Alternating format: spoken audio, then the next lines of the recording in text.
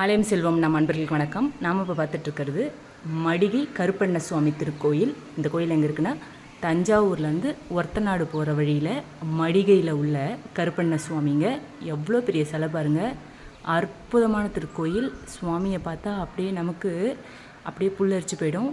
அப்படிப்பட்ட காட்சி, ரொம்ப அற்புதமான சுவாமி. அப்படியே இந்த கோயிலில் அவ்வளோ பேர் சுவாமியை தரிசிச்சுட்டு போகிறாங்க. ரெண்டாவது இங்கே அருள்வாக்கு கேட்டு போகிறாங்க. இங்கே சுவாமிக்கிட்ட என்ன வேண்டிக்கிறாங்களோ அந்த வேண்டுதல் நிச்சயம் நிறைவேறும்ன்றது இந்த ஊர் மக்களோட நம்பிக்கைங்க. இந்த கோயிலே பாருங்களேன், எவ்வளோ அழகாக இருக்குது. ஃபுல்லாக கோயிலை சுற்றி எல்லாமே காவல் தெய்வம் தாங்க. காவல் தெய்வம், நம்ம காக்கிற தெய்வம், தைரியம், நமக்கு எந்த ஒரு விஷயத்துக்கும் தைரியம் வேணும் பாருங்கள். அந்த தைரியம் கொடுக்குற சாமி தான். எல்லாமே துணிஞ்சு செய்யுங்க, எதுக்கும் பயப்படாதீங்க, நான் இருக்கேன் கூட, அப்படி சொல்கிற மாதிரி கடவுள் தாங்க. ரொம்ப ரொம்ப அற்புதமான கோயில். கோயில் தேடி கண்டுபிடிக்க கஷ்டமே கிடையாது. சுவாமி எப்படிப்பட்ட காட்சி பாருங்கள், அப்படியே கம்பீரமான காட்சி. சுவாமியை பார்த்தோன்னா நம்மளால் சொல்லவே முடியாது. அப்படியே நம்ம கூஸ் பம்ப்ஸ் வந்துடும் பார்த்தீங்களா, அப்படி தான் இருக்குது. சுவாமிக்கிட்ட போய் நிற்கும்போது நம்மளை அறியாமையே நமக்கு கண்ணில் தண்ணி வந்துடுது. சாமிக்கிட்ட நம்ம குறைய நம்ம எடுத்து சொல்லணும், எனக்கு இதை செஞ்சு கொடு சுவாமி அப்படின்னு நம்ம கேட்கணும். எல்லா தெய்வமுமே நம்மளை அப்படியே வாங்கன்னு ரிசீவ் பண்ணுற மாதிரி தான் இருந்துச்சு. கோயிலை சுற்றியுமே இயற்கை தாங்க. கோயிலுக்குள்ளேயே நிறைய வாழைக்கண்ணுங்க வச்சுருக்காங்க. எல்லாமே குளத்தள்ளி இருக்குது. சுற்றி நடவு நட்டுருக்காங்க.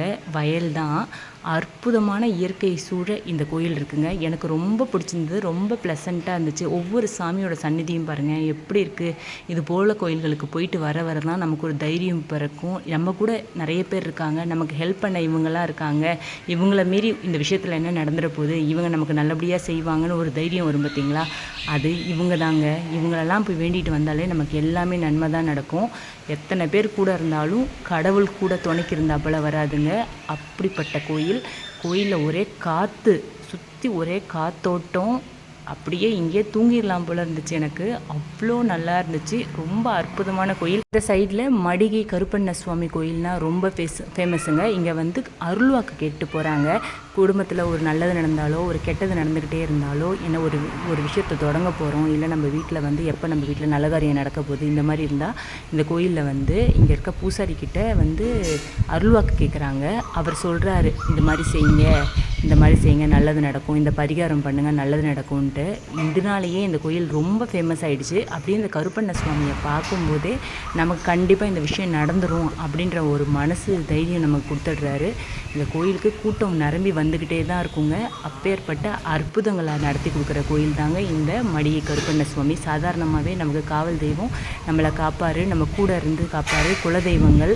இந்த குலதெய்வத்துக்கு போய் நம்ம ஒரு படையலை போட்டுட்டு நமக்கு ஒரு விஷயத்தை தொடங்கிட்டோம்னாலே கடவுள் நமக்கு கூட இருந்து காப்பாற்றிடுவார்.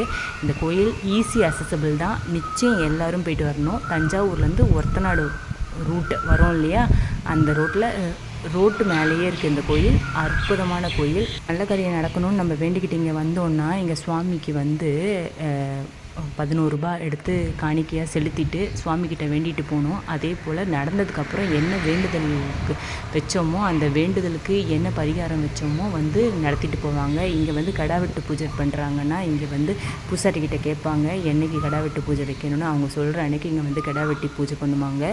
ரொம்ப ரொம்ப அற்புதமான கோயில். ரொம்ப திருப்தியான கோயில். இங்கே யாரும் எனக்கு இது நடக்கலை, எனக்கு இது திருப்தியாக இல்லை அப்படின்னு சொன்னவங்களே கிடையாதுங்க.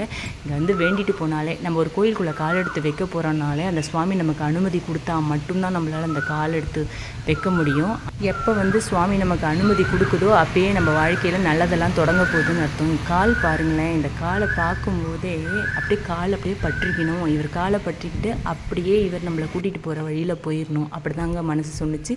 ரொம்ப நிறைவாக இருந்துச்சு எனக்கு. நான் ஒரு மனசில் ஒரு காரியம் எடுத்து வச்சேன், அந்த காரியம் எனக்கு நல்லபடியாக நடந்துச்சு. அதே போல் நீங்களும் மனசார வேண்டிக்கோங்க. கடவுளோட குறைகளை போய் சொல்கிறதுக்கு கடவுள்கிட்ட போய் சொல்லலாம். நமக்கு என்ன வேணுமோ அதை கடவுள்கிட்ட போய் கேட்கலாம். நமக்கு கடவுளை நம்ம பற்றிக்கிட்டோம்னா கடவுள் நம்மளை நல்லபடியாக நல்ல விதமாகவே கூட்டிகிட்டு போவாருங்க. இதை நான் நம்புகிறேன், நீங்களும் நம்புங்க.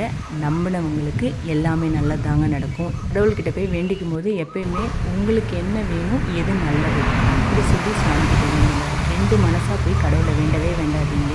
பலனும் 2ஆக தான் இருக்கும். எப்போ முழுசாக கடவுளை நம்பி ஒரு வேண்டுதல் வைக்கிறீங்களோ அதை கண்டிப்பாக முழு நம்பிக்கையோடு நீங்கள் இருக்க உங்களுக்கு அது நல்லபடியாகவே நடத்தி கொடுப்பார் கடவுள். சேனலை சப்ஸ்கிரைப் பண்ணி சப்போர்ட் பண்ணுங்கள். கோயிலுக்கு போயிட்டு வந்து கமெண்ட்ஸில் சொல்லுங்கள். நல்லதே நடக்கும். நன்றி, வணக்கம்.